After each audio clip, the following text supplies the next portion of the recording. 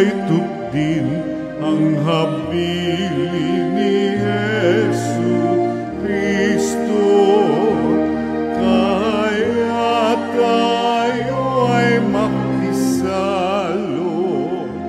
sa banal na piging ng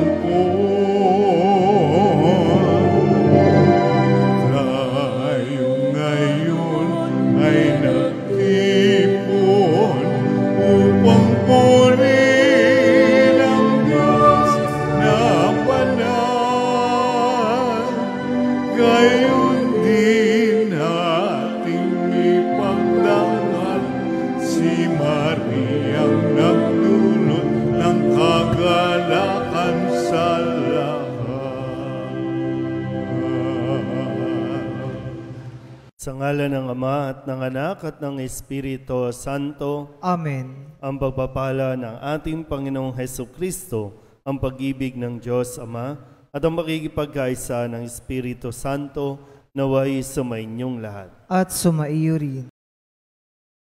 Mga kapatid, tinipon tayo bilang mga kaanib na angkan ng Diyos, kaya dumulog tayo sa maawaing Panginoong nagpapatawad ng lubos.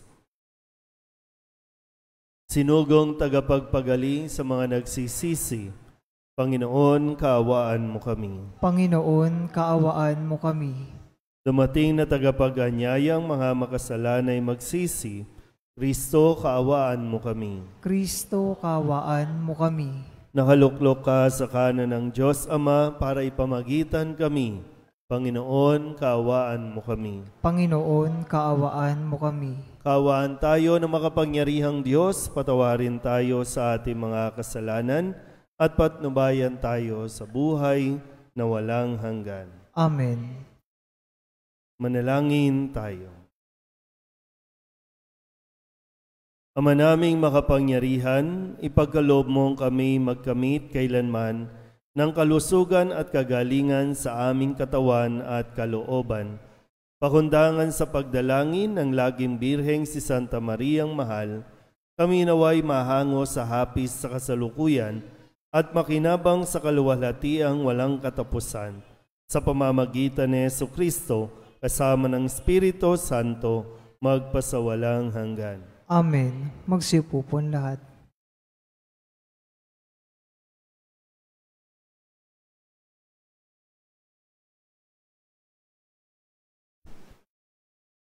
Pagbasa mula sa sulat sa mga Hebreo. Mga kapatid, yamang naliligid tayo ng makapal na saksi, iwaksin natin ang kasalanan at ang anumang balakid na pumipigil sa atin at tayo'y buong tiyagang magpatuloy sa takbuhing nasa ating harapan. Ituon natin ang ating paningin kay Jesus, na siyang pinagmulan ng ating pananampalataya at siya ring nagpapasakdal nito. Dahil sa kagalakang naghihintay sa Kanya, hindi niya ikinahiya ang mamatay sa krus. At siya ngayon nakaluklok sa kanan ng trono ng Diyos. Isip-isipin ninyo kung gaano ang tiniis niyang paglaban ng mga makasalanan upang hindi kayo malupaypay o panghinaan ng loob.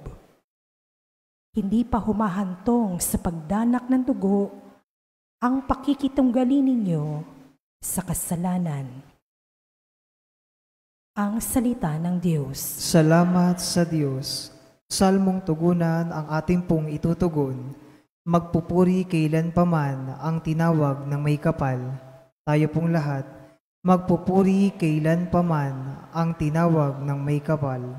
Sa harap ng masunuring mga lingkod mong hirang, ang handog na panata ko ay doon ko iaalay.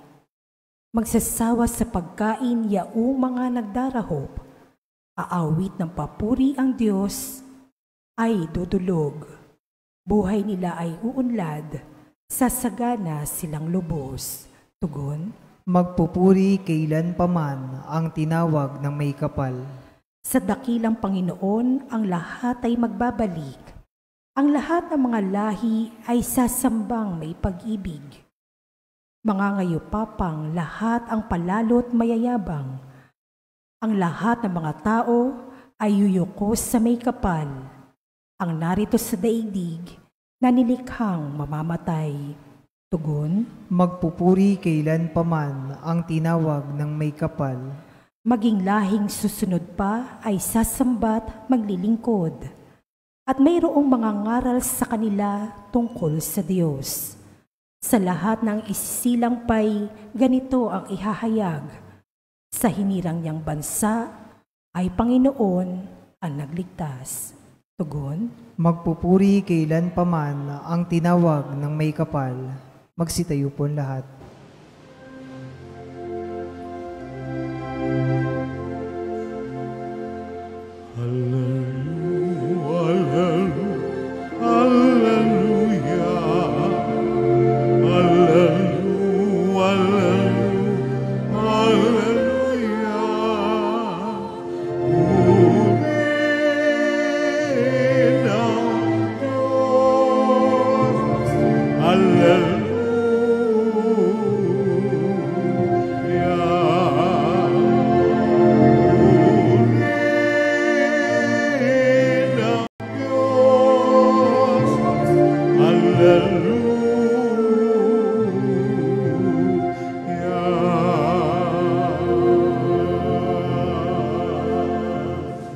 Sumainyo ang Panginoon. At sumaiyo rin. Ang mabuting balita ng Panginoon ayon kay San Marcos. Papuri sa iyo, Panginoon.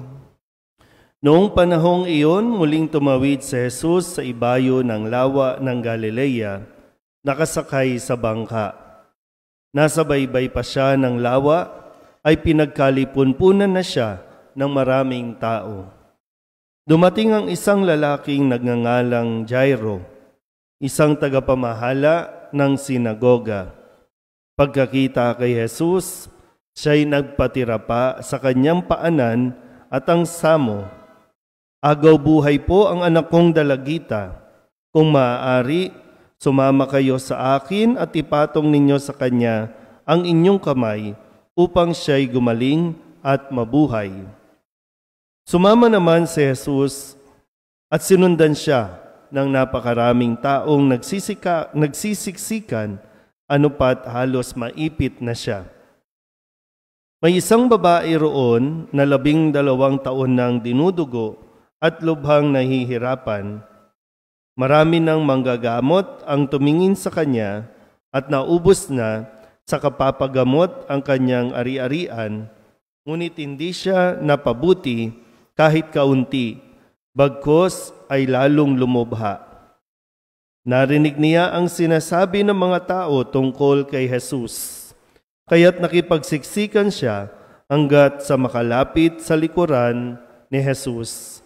At tinipon niya ang damit nito sapagkat sinabi niya sa sarili, mahipo ko lang ang kanyang damit ay gagaling na ako. Biglang tumigil ang kanyang pagdudugo at naramdaman niyang magaling na siya. Naramdaman naman ni Jesus na may kapangyarihang lumabas sa kanya. Kaya't bumaling siya sa mga tao at nagtanong, sino ang humipo sa akin? Sumagot ang kanyang mga alagad, nakikita po ninyong nagsisiksika ng napakaraming tao. Bakit itinatanong ninyo kung sino ang humipo sa inyo? Subalit patuloy na lumingalinga si Jesus. Hinahanap ang humipo sa kanya. Palibhasa'y alam ng babae ang nangyari. Siya'y nanginginig sa takot na lumapit kay Jesus. Nagpatira pa at ipinagtapat ang buong katotohanan. Sinabi sa kanya ni Jesus, anak, pinagaling ka ng iyong pananalig sa akin. Umuwi ka na't ipanatag mo ang iyong kalooban. Lubusan ka ng magaling sa iyong karamdaman. Samantalang nagsasalita pa si Jesus, may ilang dumating mula sa bahay ni Jairo. Patay na po ang anak ninyo, sabi nila. Bakit pa ninyo aabalahin ng guro? Hindi pinansin ni Jesus ang kanilang sinabi. Sa halip ay sinabi sa tagapamahala, huwag kang mabagabag, manalig ka. At wala siyang isinama kundi si Pedro at ang magkapatid na Santiago at Juan. Nang dumating sila sa bahay ng tagapamahala, nakita ni Jesus na gulong-gulo ang mga tao. May mga nananangis pa at nananaghoy. Pagpasok niya ay kanyang sinabi, "Bakit kayo nagkakagulo at nananangis? Hindi patay ang bata, natutulog lamang." Ngunit pinagtawanan siya ng mga tao. Pinalabas niya ang lahat maliban sa ama't ina ng bata at sa 3 alagad, at sila'y pumasok sa kinaroroonan ng bata. Hinawakan niya ito sa kamay at sinabi, "Talita kumi," nang ibig sabihin, "Ining, sinasabi ko sa iyo, magbangon ka." Pagdakay bumangon ang bata at lumakad. Siya'y 12 taon na, at namangha ang lahat. Mahigpit na ipinagbili ni Jesus na huwag ipaalam ito kanino man, at iniutos niyang bigyan ng pagkain ang bata. Ang mabuting balita ng Panginoon. Pinupuri ka namin, Panginoong Hesukristo. Magsiupo po lahat. Isang mapagpalang gabi po sa inyong lahat. Naririto kayo kahapon?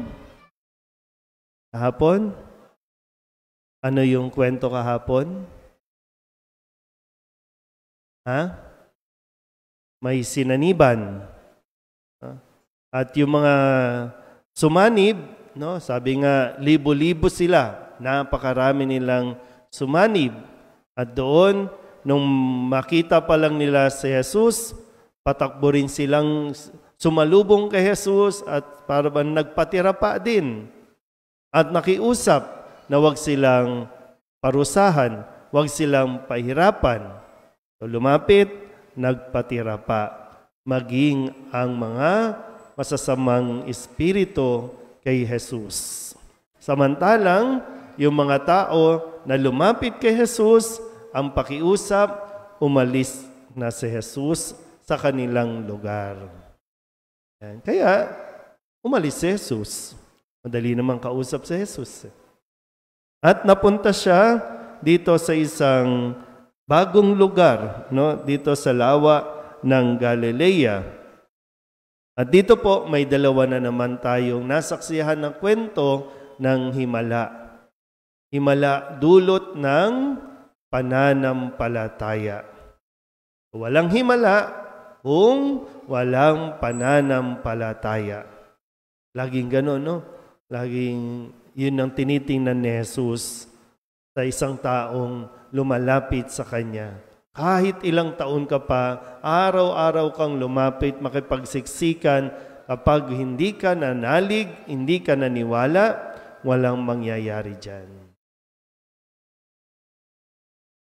Pero tingnan natin ulit, no? Kasi ang mahal na birhen, ang nagdadala ng liwanag. Hindi siya ang liwanag, pero ipinakikilala niya kung sino ang tunay na liwanag. At ang paanyaya sa atin, lumapit lang tayo kay Kristo na siyang liwanag. At tingnan niyo po, yung tagapamahala ng templo, itong si Jairo, yung anak niya, 12 years old, nagkasakit. Lumapit kay Jesus, nagpatira pa. Pag sinabing nagpatira pa, no, nakikiusap talaga. No, para bang ando na sa sukdulan na wala na wala nang iba pa. Wala nang makakatulong. Kasi ang sabi din dito, halos lahat, no, ng doktor, hindi siya napagaling. Katulad din nung isang babaeng 12 years nang dinudugo. Naubos na rin ang kanyang kayamanan sa kakapagamot pero hindi siya gumagaling. Pero nung makita niya si Jesus, nagpatira pa din kay Jesus. Nanikluhod, nagmakaawa kasi wala na talaga. Sinukuan na rin siya. Minsan dumarating sa punto, no, na yung mga nilalapitan natin, aayawan ka rin, susukuan ka rin. Pero ang isang bagay na hindi dapat mawala sa atin, pananalig. Na kahit sumuko na ang mga tao, kahit doktor pa, ang magsabi sa iyong wala ka ng pag-asa, kung may pananalig ka kay Kristo, walang imposible. Walang imposible. Gagaling at gagaling ka. Sino man, kahit yung mga nanonood sa online, hindi ko alam, no? Pero ikaw at si Kristo lang yan. Kayo lang para bang kayo yung, pag nagkaroon kayo ng intimate interaction o communication, tsak, hindi ka mabibigo. Kaya hanggat maaari, kung nananalig ka kay Kristo, huwag kang sumuko. Sumuko man ang mga tao sa paligid mo, pero ikaw, huwag kang susuko. Dahil kahit kailan, ang isang taong may pananalig, hindi susukuan ni Jesus. At hindi niya bibiguin yan. Imbis na magmukmok, imbis na mag-self-pity, lalo na yung mga taong medyo nakakaranas ng hirap dahil sa sakit, baka hindi ko rin alam bakit ikaw, ang may sakit. Pwede naman ito ang may sakit, pwede naman, tingnan nyo nga, Pero wala sadyang yung mga tao para bang ayaw natin, pero ikaw yung nagkasakit Hindi ko alam kung ano ang dahilan, kung bakit ipinahintulot. Pero ang isang malinaw, ikaw ang magiging daan para mas makita ng mga tao ang tunay na kahulugan ng pananalig kung ikaw mismo hindi ka susuko. Ano ba? Minsan, pwede nyo sabihin na madali lang yan sabihin kasi wala ka naman sakit tingnan natin, baka pagdating ng araw, susubukin naman talaga tayo. Pwede ngayon, malakas tayo. At napakadaling magsabi kapag malakas tayo na, praise the Lord, ay, ang bait ni Lord, ay, amen. Pero kapag may sakit na, at kaya mo pa rin magsabi ng praise the Lord, dun mo nagagampanan yung misyon na ipakilala kung sino ang tunay na Panginoon. Kung sino si Kristo na nagbibigay ng liwanag sa atin. Kaya, sana kayanin ninyo. Sana kayanin natin kung sakaling tayo naman ang mapunta sa ganitong sitwasyon. Sa ngayon, kailangan lang muna natin talagang tulungan ang bawat isa, lalo tigit yung mga nahihirapan na, yung mga hindi makalapit kay Kristo. Akayin natin, katulad ng mahal na Birhen, tulungan natin sila. Amen?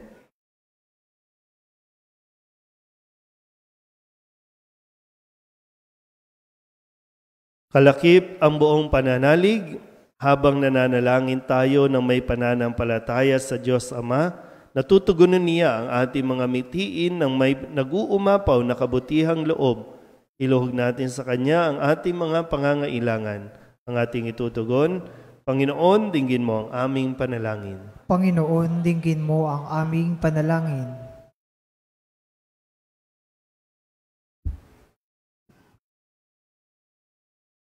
Ang simbahang Katolika sa buong daigdig naway maging simbolo ng nagpapagaling na gawain ni Kristo sa pamamagitan ng kanyang pag-aaruga sa mga may karamdaman, sa pangangatawan, isip at diwa. Manalangin tayo sa Panginoon. Panginoon, dinggin mo ang aming panalangin. Tayong lahat naway makilahok at makiisa sa mga nagnanais sa mapapanatili ang kalusugan at kalinisan ng ating kapaligiran. Manalangin tayo sa Panginoon. Panginoon, dinggin mo ang aming panalangin. Ang mga doktor at mga nurse at yaong mga nag-aalaga na mga may sakit, naway maipakita nila ang habag at kahinahunan ni Kristo sa pangangalaga, lalo na sa mga maliliit nating mga kapatid. Manalangin tayo sa Panginoon. Panginoon, dinggin mo ang aming panalangin. Ang siyensya sa panggagamot naway dagling makatagpo ng lunas sa mga di karaniwang karamdaman na nagiging hadlang sa mga nagdurusa nito upang magkaroon sila ng isang ganap at aktibong pamumuhay. Manalangin tayo sa Panginoon. Panginoon, dinggin mo ang aming panalangin. Ang mga nagluluksa sa kamatayan ng kanilang anak, naway makatagpo ng kasiyahan sa pamamagitan ng kanilang pananampalataya sa habag ng aming mananakop. Manalangin tayo sa Panginoon. Panginoon, dinggin mo ang aming panalangin. Idulog din natin sa Panginoon ang ating mga personal na kahilingan at mga panalangin para sa ating mga pamilya, kasama mga kahilingan ng mga nanonood sa online. Lahat ng mga misang pasasalamat, special na intensyon at mga kaluluwa na inihiling na ipagdasal sa misang ito. Ang lahat ng ito inihiling namin sa ngalan ni Kristong aming Panginoon. Amen. Magsiupo po ang lahat.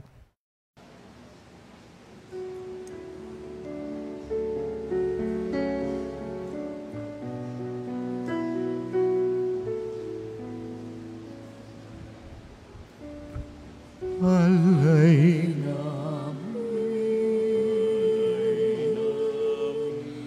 aming buhay, bawat kalang at lumbay, bawat pangarap naming taglay sa palad mo ilalagay,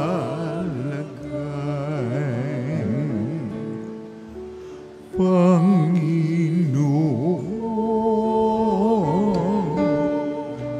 aming alay. Itong anak at tinapay sa altar mo ilalagay,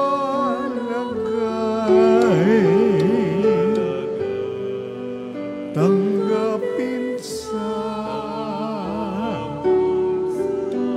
iyong kamay. Langin kayo mga kapatid upang paghahain natin ay kalugdan ng Diyos amang makapangyarihan. Tanggapin nawa ng Panginoon itong paghahain sa iyong mga kamay, sa kapurihan niya at karangalan sa ating kapakinabangan at sa buong sambayanan niyang banal. Ama naming lumikha, ang iyong nagkatawang taong anak ay tumulong nawa sa aming ginagawa upang siya na iniluwal ni Maria nang di bumawas kundi lalo pang nagpaganap sa pagkabirhen ay magpagindapat na kalugdan mo ang aming paghahain sa ikapagpapatawad ng mga kasalanan, sapagkat siya ang Panginoong kasama mo at ng Espiritu Santo magpasawalang hanggan. Amen. Sumainyo ang Panginoon. At sumaiyo rin. Itaas sa Diyos ang inyong puso at diwa. Itinaas na namin sa Panginoon. Pasalamatan natin ang Panginoong ating Diyos. Marapat na siya ay pasalamatan. Ama naming makapangyarihan, tunay ngang marapat na ikaw ay aming pasalamatan. Bukod mong pinagpalang maging ina ni Jesucristo, ang mahal na birheng nagpupuri at nagagalak sa iyo. Ikaw ang gumawa ng tanang dakilang bagay, ikaw ang lumilingap sa lahat kailanman. Nilingap mo ang mahal na birhen bilang iyong abang alipin na iyong binigyan ng tungkuling kumalinga sa anak mong manunubos namin. Kaya kaysa ng mga anghel na nagsisiawit ng papuri sa iyo, nang walang humpay sa kalangitan, kami nagbubunyi sa iyong kadakilaan.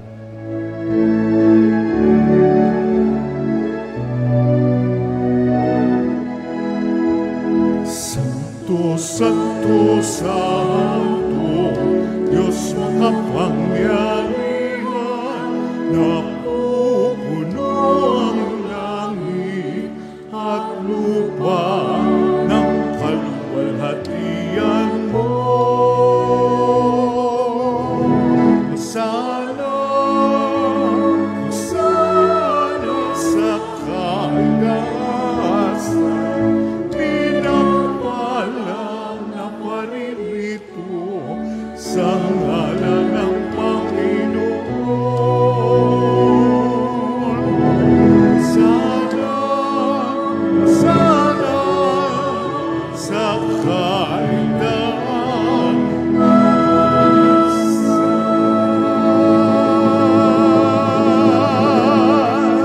Magsilod po ang lahat. Ama naming banal, ikaw ang bukal ng tanang kabanalan, kaya't sa pamamagitan ng iyong Espiritu, gawin mong banal ang kaloob na ito upang para sa aming maging katawan at dugo ng aming Panginoong Heso Kristo. Bago niya pinagtiis ang kusang loob na maging handog, hinawakan niya ang tinapay, pinasalamatan kaniya, pinaghati-hati niya iyon, iniabot sa kanyang mga alagad at sinabi, "Tanggapin ninyong lahat ito at kanin, ito ang aking katawan na ihahandog para sa inyo."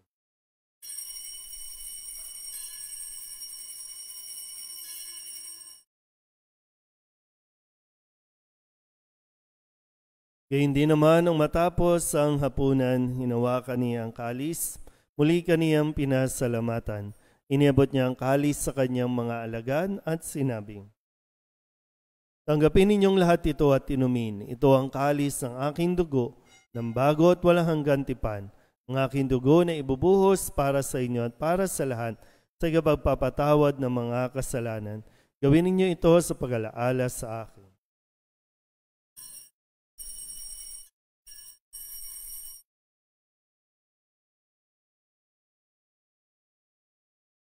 Ipagbunyi natin ang misteryo ng pananampalataya. Si Kristo'y namatay, si Kristo'y nabuhay, si Kristo'y babalik sa wakas ng panahon. Ama, ginagawa namin ngayon ang pag-alaala sa pagkamatay at muling pagkabuhay ng iyong anak, kaya tiniaalay namin sa iyo ang tinapay na nagbibigay buhay at ang kalis na nagkakaloob ng kaligtasan. Kami napapasalamat dahil kami iyong minarapat na tumayo sa harap mo para maglingkod sa iyo. Isinasamo namin kami magsasalo-salo sa katawan at dugo ni Kristo ay mabuklod sa pagkakaisa sa pamamagitan ng Espiritu Santo. Ama, lingapin mo ang iyong simbahang laganap sa buong daigdig.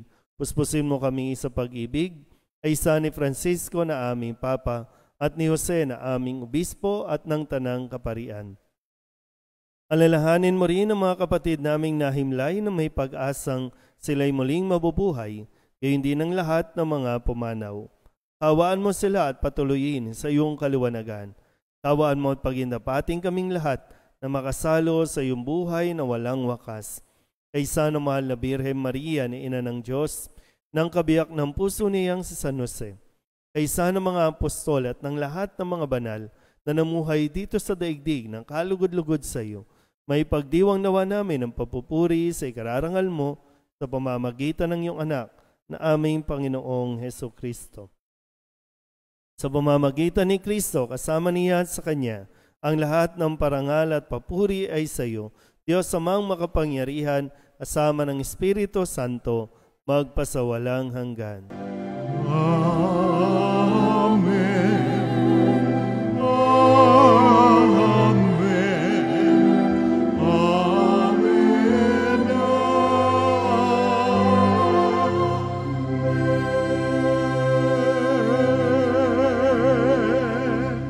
Buong kababaang loob tayong tumawag sa ating Panginoon ng Ama namin.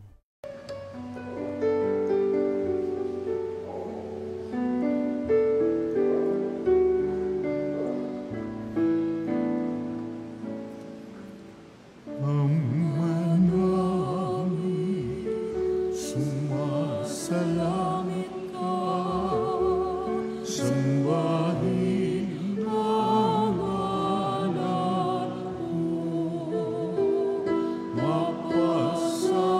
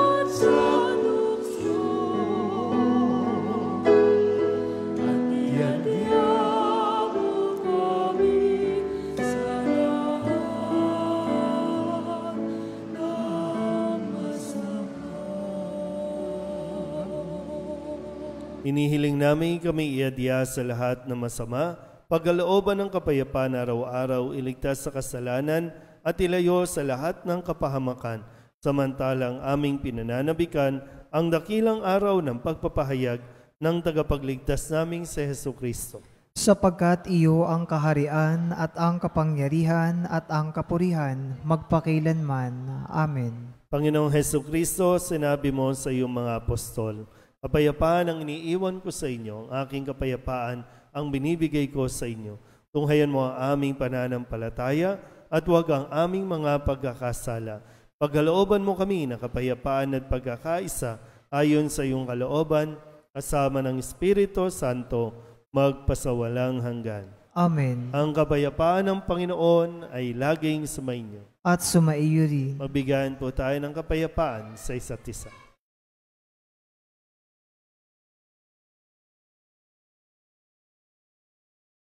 Kordero ng Diyos na nag-aalis ng mga kasalanan ng sanlibutan, maawa ka sa amin. Kordero ng Diyos na nag-aalis ng mga kasalanan ng sanlibutan, maawa ka sa amin.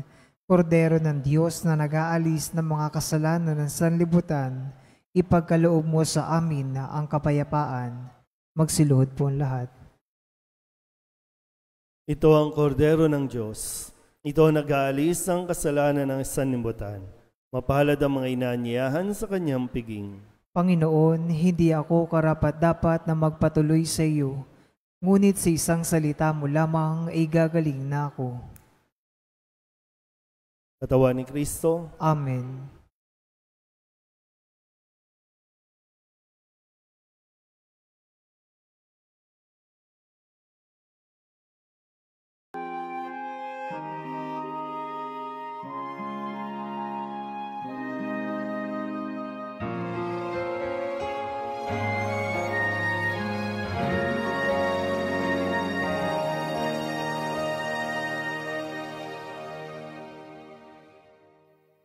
Sa iyong kandungan aking natikman ang unang pagmamahal.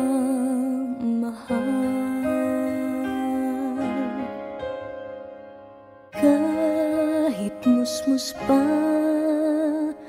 nariyan ka na, kapiling ka aking ina. Hanggang sa pagtulog, ikaw ang kasama.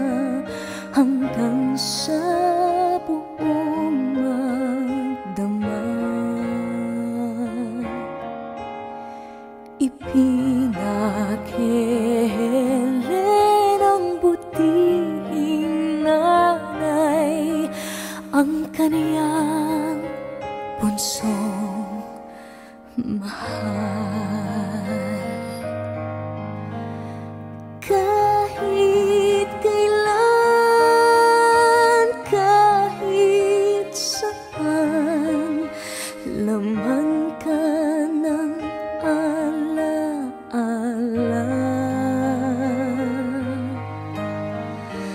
Tanging bituin sa aking langit, tanging puso sa dibdib, yun ang sinisinta, Santa Maria.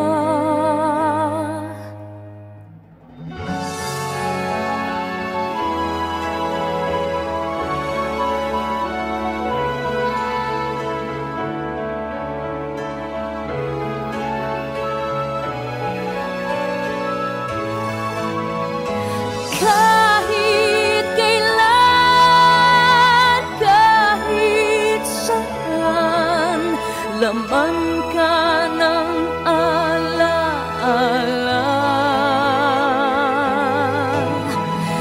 Tanging bituin sa aking langit,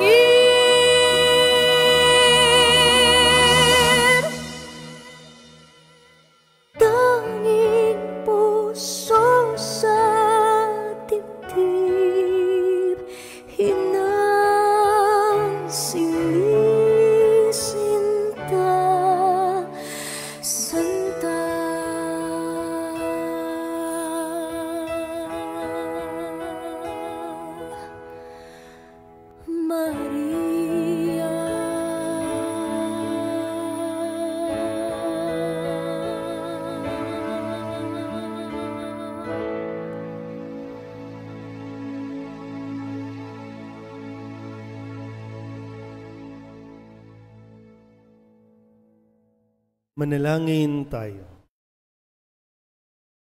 Ama naming mapagmahal, sa pagsasalo namin sa banal na pakikinabang, ang iyong kagandahang loob ay aming inihiling upang ang pagpaparangal namin sa mahal na Birhen at pagtulad namin sa Kanya ay magpagindapat na aming paglingkuran ang pagganap sa kaloob mong kaligtasan sa pamamagitan ni Jesucristo kasama ng Espiritu Santo magpasawalang hanggan. Amen.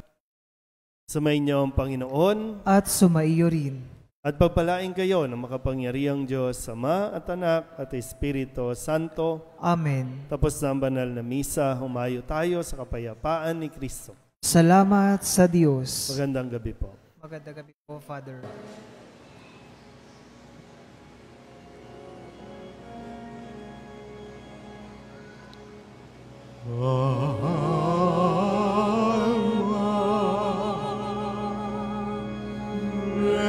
Redemptoris Mater, que per via celi porta manes, et stella Maris, succurre cadenti, surgere qui cura